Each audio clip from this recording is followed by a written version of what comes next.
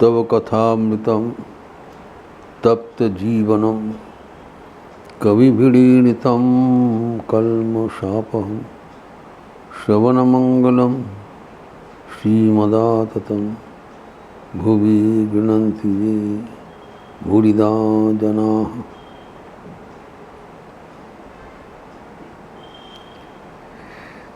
भगवान श्री रामकृष्ण के साथ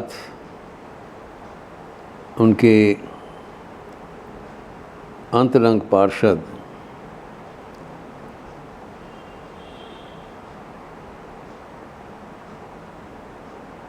कथामृतकार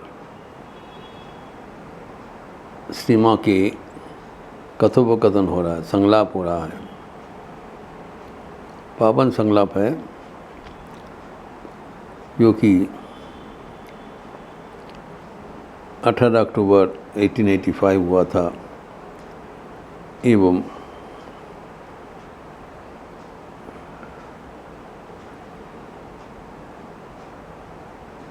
कथामृत तृतीय खंड के 20वें अध्याय में लिपिबद्ध है।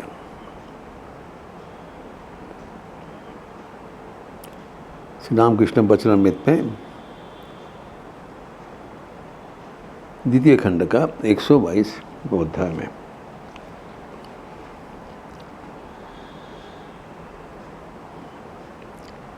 यहाँ पर जो मास्टर महाशय ठाकुर के चिकित्सक महेंद्रलाल सरकार के भवन में जब गए थे, उनके साथ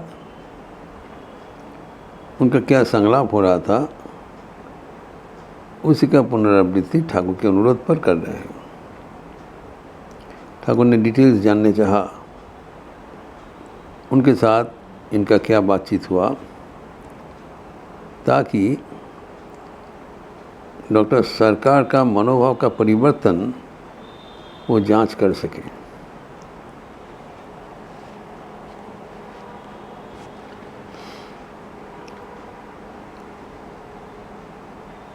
जैसे कहा गया है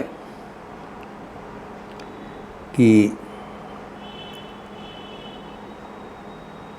श्री रामकृष्ण भक्तों के जीवन में अद्भुत परिवर्तन लाने में सक्षम था। यही उनकी सर्वोच्च विभूति है कि भक्तगण अपने आप आपको अपने को सुधार ले रहे थे।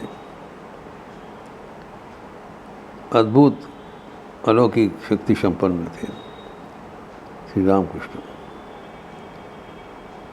ऐसे ही माना जाता है कि अवतार कोई साधारण व्यक्ति नहीं है,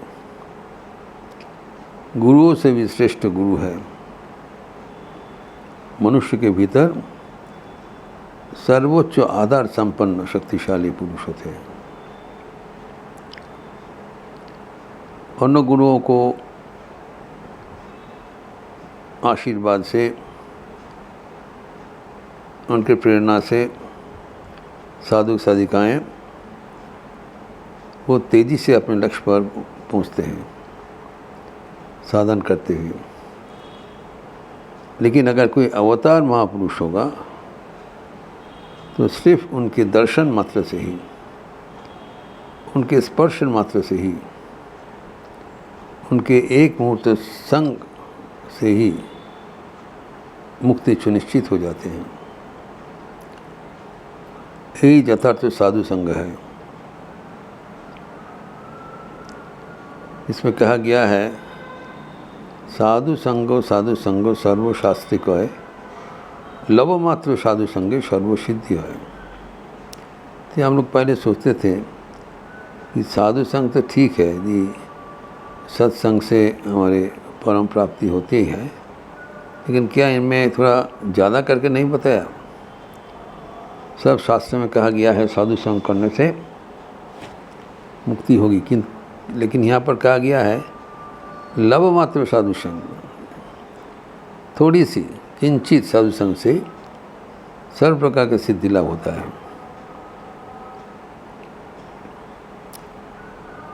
शंकराचार्य जी भी कहते हैं, क्षणमपि संगति सज्जन रेखा भवति भवानवतरणे नौका। जो संत की एक क्षण भर का क्षणमपि संग से जो ये भवान को पहुँचने के पार करने के लिए हमें एक नौका, एक तरनी जैसे मिल जाता है। साधु संग इतना महत्व दिया है। और ये जो अवतार का जो परिधि है, व्यापकता है, वो अपरिसीम है। उसके स्पर्श मात्र ने जीव का उद्धार हो जाता है। इसलिए यहाँ पर जो मास्टरमशा का जो कथोपकथन है वो प्रासंगिक होता है।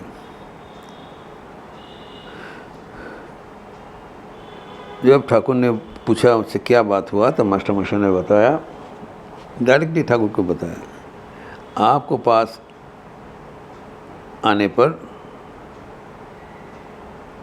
अनेकों का अपना काम भाव दूर हो गए। काम भाव दूर करना कितना कठिन है ना, हम कई दिन से चर्चा किया। जन्म जन्मांतर के साधना का उपरांत ही मिलता है, लेकिन यहाँ पर मास्टरमशा कहते हैं कि आपके पास आने से ही वो अवस्था प्राप्त हो जाता है तत्काल। ये आश्चर्य की बात वो उन्होंने डॉक्टर सरकार को बताया। डॉक्टर सरकार अपना जीवन का परिवर्तन से उसको स्वीकृति दिया। He is endorsed by the experience of his own life. Doctor सरकार कहते हैं कि आप जानते हो, मेरा भी सर्व प्रकार का काम भाव उधा हो गया, गायब हो गया, नहीं है। ये आश्चर्य की घटना है, क्योंकि वो काम भाव दूर करने के लिए कोई साधन नहीं किया था। चिकित्सा का सूत्र में भगवान श्री रामकृष्ण के साथ परिचित हुए एवं श्री रामकृष्ण उनको बहुत प्यार करते थे, आशीर्वाद किया। इतना ही है, ना कोई साधन उपदेश मांगा, ना कोई साधन भजन किया, लेकिन ना भी पुष्टिकरण कर रहे हैं कि मेरा भी, अनेक भक्तों का जो भक्तगण का तो हो ही रहा है, बट मेरा भी काम प्राप्त शब्द दूर हो गए। ये अद्भुत अलौकिक क्षमता और अलौकिक सिद्धि जो प्राप्त हुआ है, कोई प्रचेष्टा करके नहीं, सिर्फ उनके संस्पर्श से, उनके आशीर्वाद से मैं भी उस अवस्था में पहुंचने के तैयार हो गया। इसमें हम फर्दर टिप्पणी कर रहे हैं, क्योंकि ये बड़े मानस थे, काबिल थे। उन्हें कहा कि आप जैसे काबिल व्यक्ति अगर ठाकुर को दर्शन प्रणाम करके उनका आशीर्वाद मिला था, ये कोई बड़ा बात नहीं है। उनके पास रहते हुए छोटी छोटी प्राणी को भी इतना उच्च अवस्था प्राप्त हो रहा है, इससे और बड़ा आश्चर्य के बाद क्या हो सकता है। इस परिप्रेक्ष्य में हम लोग चर्चा कर रहे थे कि हमें जानना जरूरी है कि हु वाज श्री रामकृष्ण।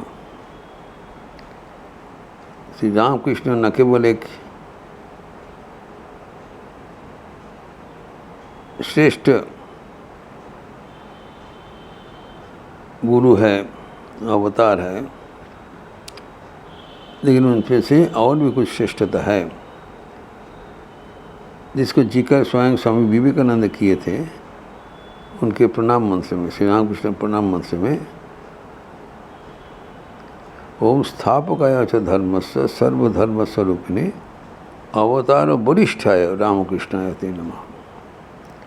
जैसे कि अपना धर्म संस्थापन के लिए बारंबार धराधाम में आते हैं, सर्वधर्म स्वरूप वो श्री रामकृष्ण को मैं प्रणाम करता हूँ, जो कि अवतार से श्रेष्ठ अवतार थे।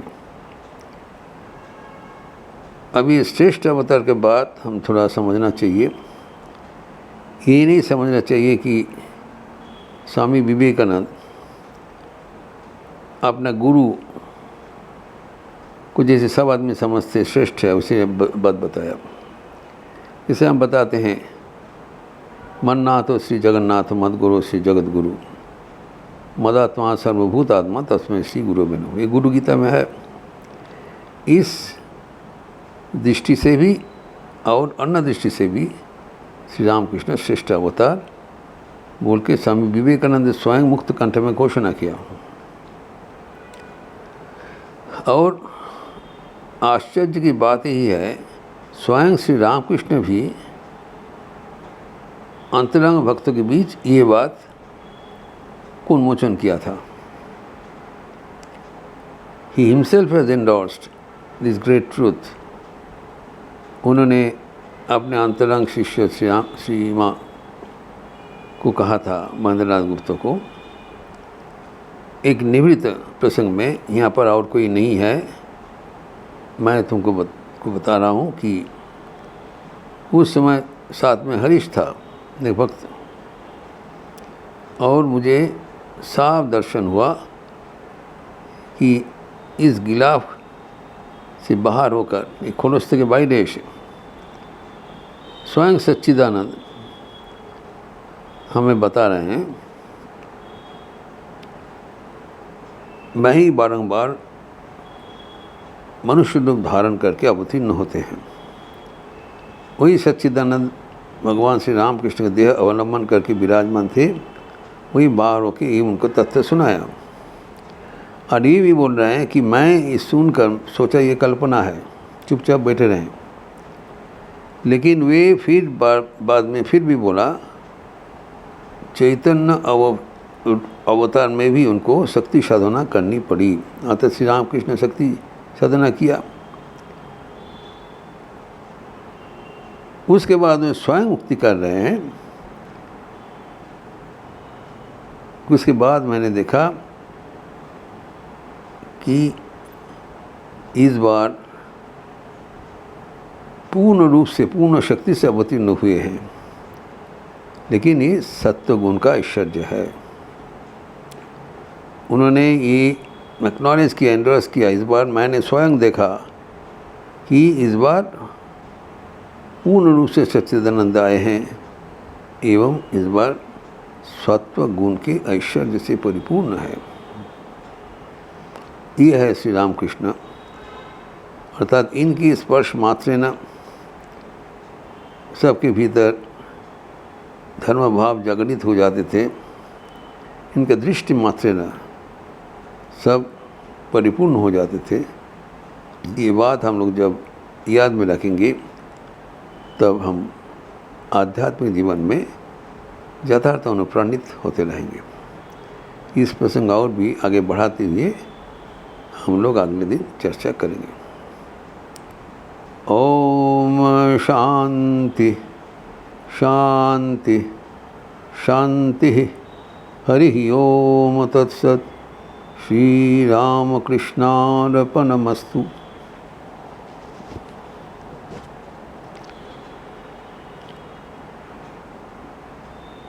अच्छा रहिए, स्वस्थ रहिए, आनंद में रहिए।